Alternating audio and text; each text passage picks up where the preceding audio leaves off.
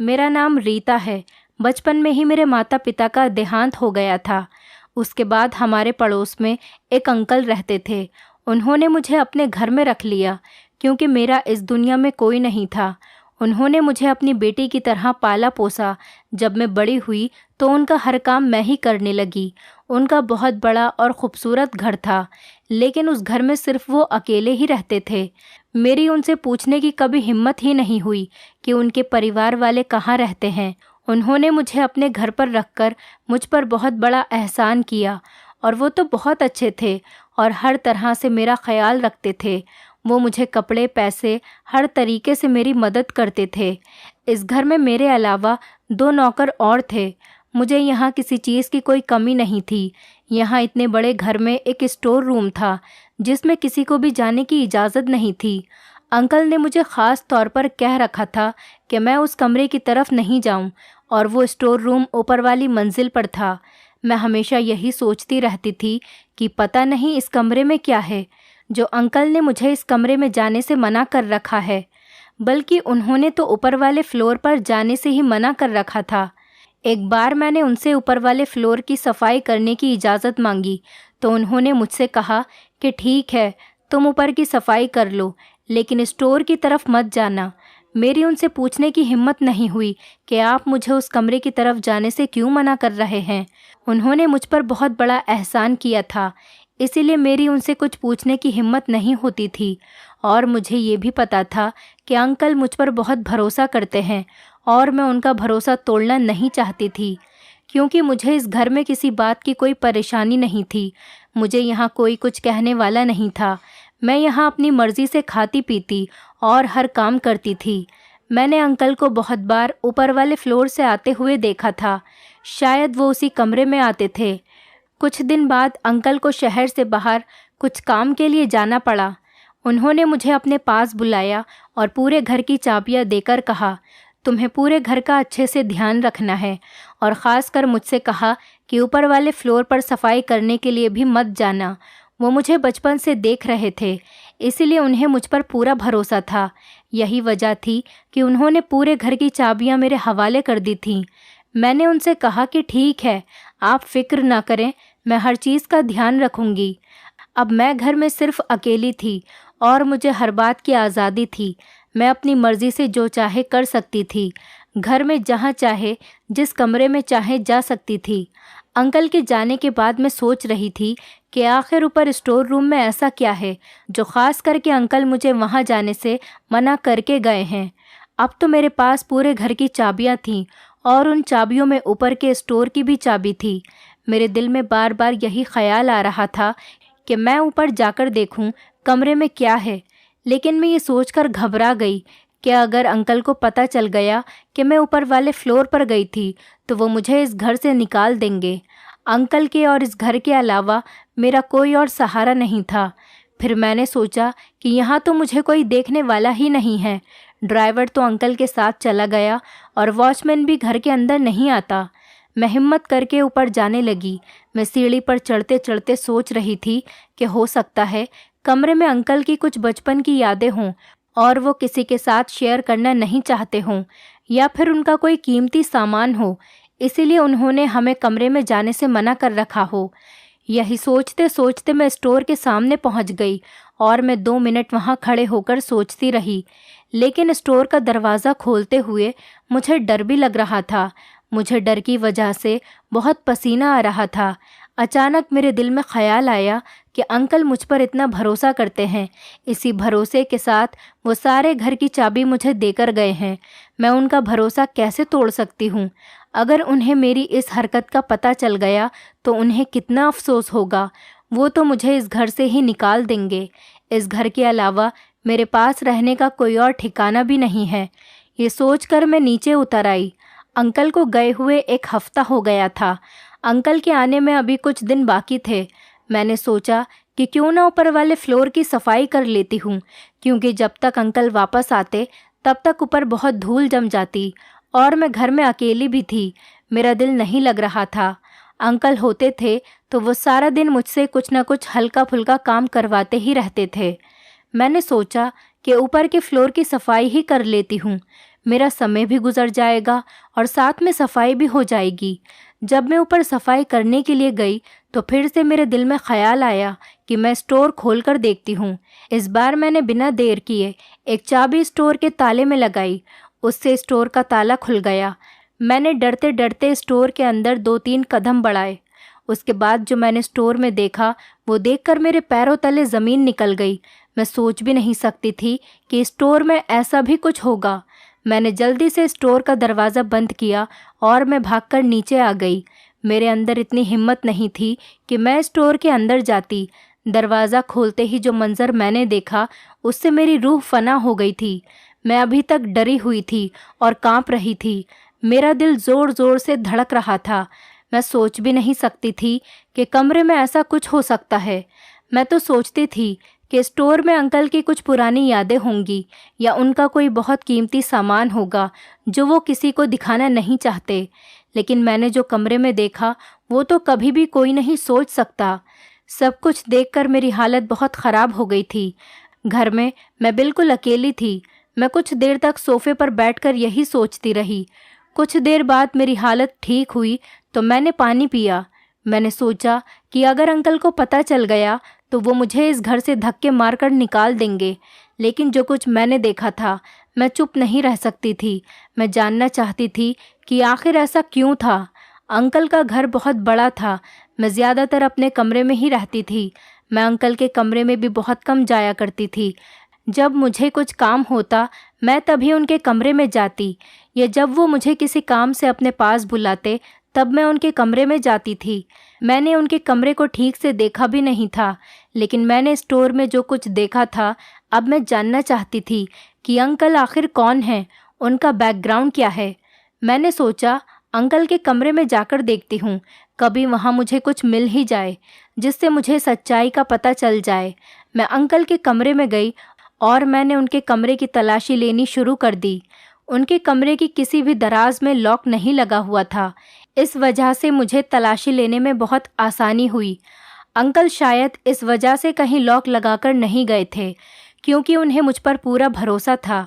उनका सिर्फ कमरे का दरवाज़ा लॉक था। आज मैंने उनका भरोसा तोड़ दिया था। मुझे इस बात का बहुत अफसोस था, लेकिन मैं ये भी जानना चाहती थी कि ऊपर कमरे में मैंने जो देखा उसका क्या मतलब है। मैं आज तक यही सोचती थी कि अंकल अकेले क्यों रहते हैं, उनका बाकी का परिवार कहाँ है, लेकिन कभी उनसे कुछ पूछने की हिम्मत नहीं हुई। अंकल के कमरे में मुझे ज़्यादा कुछ तो नहीं मिला, लेकिन उनकी अलमारी में कुछ फ़ोटो और एक डायरी मिली। मैंने उस डायरी को खोल कर देखा और पढ़ना शुरू कर दिया। जैसे ही मैंने वो डायरी पढ़ी मेरी हालत ख़राब हो गई। मैं तो अंकल को बहुत रहमदिल समझती थी, लेकिन असल में अंकल तो कुछ और ही थे। वो डायरी पढ़ने के बाद मुझे ज़्यादा कुछ तो नहीं पता चला, क्योंकि डायरी में कुछ बातें ही लिखी हुई थी जो मुझे थोड़ी थोड़ी समझ में आ गई थी। अभी मैं अंकल का पूरा सच नहीं जान पाई थी। मैं यही सोच रही थी कि किसी तरीके से मुझे पूरा सच पता चल जाए। वहाँ कुछ फ़ोटो भी थे जो शायद अंकल के माता पिता के थे। मैंने उनके माता पिता की फ़ोटो पहली बार देखी थी। उनकी गोद में एक बच्चा था जो शायद अंकल ही थे। मुझे थोड़ा बहुत कुछ समझ में आ रहा था, लेकिन मैं अभी पूरा सच नहीं जान पाई थी। मैंने अंकल का कमरा पहले की तरह कर दिया और मैं कमरे से बाहर आ गई। मैंने स्टोर भी ऐसे ही लॉक कर दिया था जैसे कि पहले था, क्योंकि मैं नहीं चाहती थी कि अंकल को पता चले कि मैं उनके कमरे में गई हूँ और मैंने उनके कमरे की तलाशी ली है, या उन्हें ये बात पता चले कि मैंने स्टोर रूम खोलकर देखा है। अब मुझे अंकल से डर लगने लगा था। मैं बचपन से इस घर में अंकल के साथ अकेली ही रह रही थी, लेकिन कभी मुझे उनसे डर नहीं लगा। मगर आज जो कुछ मैंने स्टोर रूम में देखा वो देखकर मुझे अंकल से डर लग रहा था। अगर उन्हें पता चल जाता तो वो मेरे साथ पता नहीं क्या करते। हो सकता है वो मेरे साथ भी।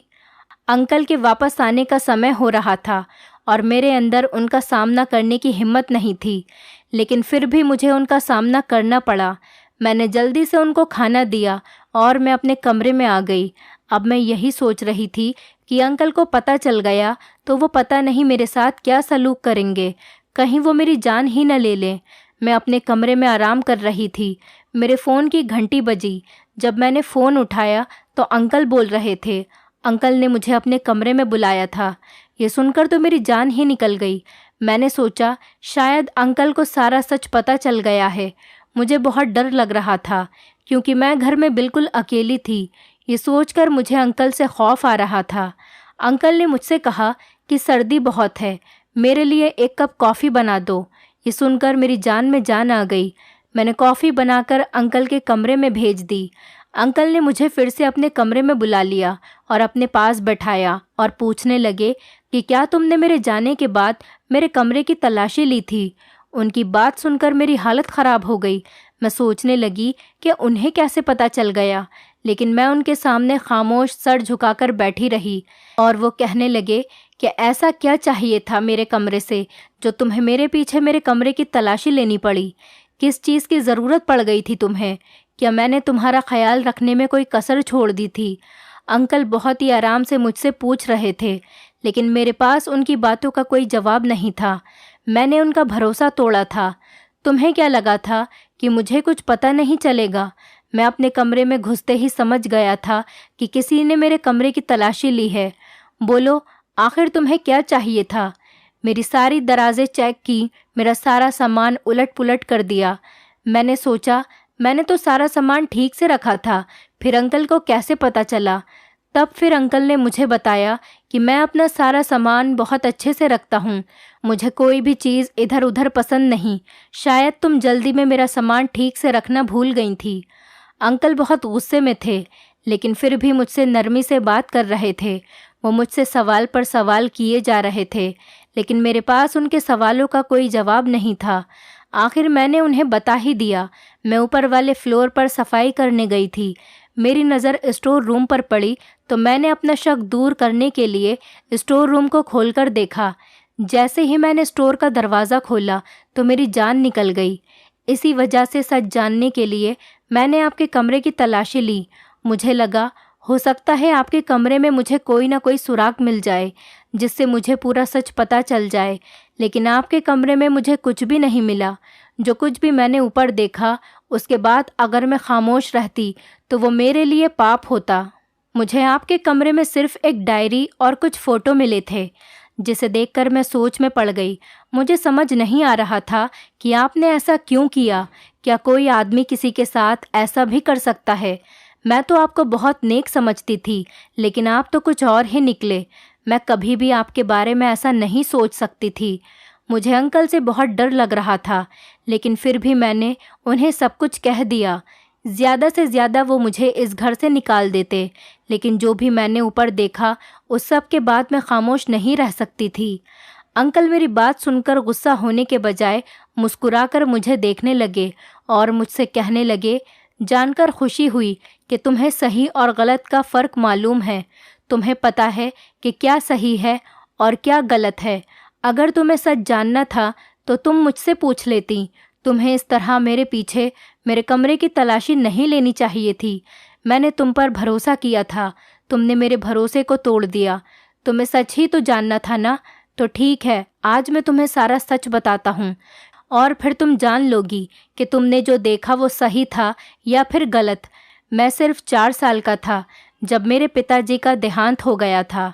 मेरे पड़ोस में एक आदमी रहते थे जो पिताजी के देहांत के बाद मेरा बहुत ख्याल रखते थे। उन्होंने मेरी माँ से शादी करने के लिए कहा। मेरी माँ ने उनसे शादी के लिए ये सोचकर हाँ कर दी कि वो मेरा बहुत ज़्यादा ख्याल रखते हैं, पिता की कमी महसूस नहीं होने देंगे और मेरे पिता का कारोबार भी बहुत बड़ा था, वो उसे भी संभाल लेंगे, क्योंकि अकेली माँ से इतना बड़ा कारोबार नहीं संभाला जा रहा था और मैं भी उस समय बहुत छोटा था। शादी के बाद भी मेरे दूसरे पिता मेरा बहुत ख्याल रखते थे। वो मुझे स्कूल छोड़कर आते और स्कूल से वापस भी लेने जाते थे। मेरी हर चीज़ का ख्याल रखते और मेरे साथ खेलते भी थे।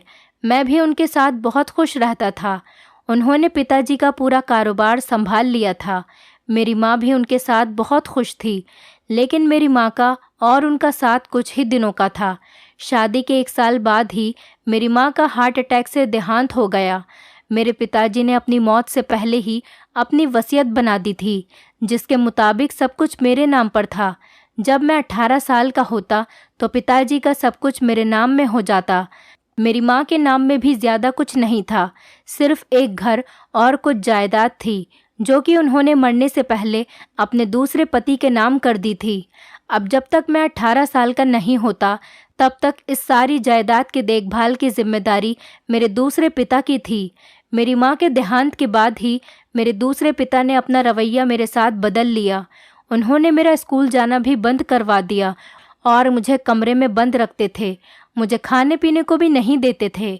जब मेरी मरने जैसी हालत हो जाती तब मुझे थोड़ा सा पानी और थोड़ा बहुत खाना दे दिया करते थे। सारा दिन मेरे पिताजी घर में अय्याशी करते रहते थे। उन्होंने सारे वफादार नौकरों को भी घर से निकाल दिया था और अपने जैसे ही पैसों के लालची आदमियों को घर में काम पर रख लिया था। वो उन्हीं के कहने पर सब कुछ करते थे। जब मैं कमरे से बाहर निकलने की कोशिश करता तो मेरे सौतेले पिता और उनके नौकर मुझे मारते थे। वो रोज़ाना अपने दोस्तों को घर पर लाते और पार्टियां करते और मेरे पिता के पैसे उड़ाते थे। अब तो उन्होंने ऑफिस जाना भी बंद कर दिया था। एक दिन जब मैंने कमरे से भागने की कोशिश की तो मेरे पिता के एक नौकर ने मुझे देख लिया। उसने मेरे पिता को बता दिया। उसके बाद तो वो आदमी मुझ पर और भी ज़्यादा जुल्म करने लगा। मुझे सिर्फ कमरे में ही नहीं बंद किया बल्कि मुझे रस्सियों से बांध दिया। अब तो मुझ पर और ज़्यादा जुल्म होने लगा था।